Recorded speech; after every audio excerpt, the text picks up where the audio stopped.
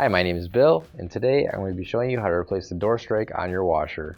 The reason why you might have to do this is because it's broken or damaged and your door isn't staying closed. For this repair, we'll be using a screwdriver with a VT20 star bit as well as a flathead screwdriver.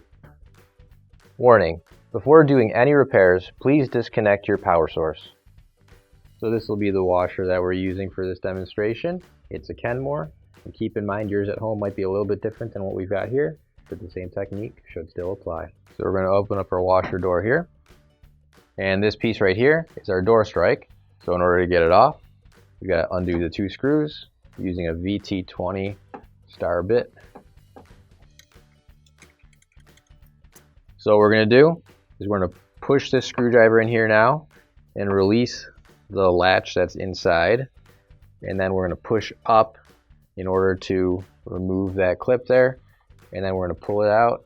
And the reason why we need to do it like that is because it's got this tab that sits in the top there and locks it into place as well. So now you can grab your new OEM replacement door strike. If you don't have one already, you can find it on our online store. So now we're going to put the door strike back in, and what we're going to do is, again, that tab on the top is going to go up in there first, and then that should clip into place.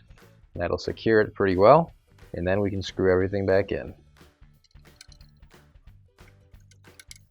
And now we can close up the door, and your repair is complete.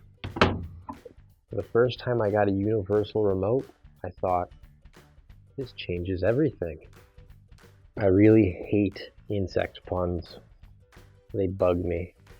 Finally, don't forget to plug in your appliance. If you need to replace any parts for your appliances, you can find an OEM replacement part on our website, PCApplianceRepair.com. Thanks for watching. And please don't forget to like, comment, and share our video. Also, don't forget to subscribe to our channel. Your support helps us make more videos just like these for you to watch for free.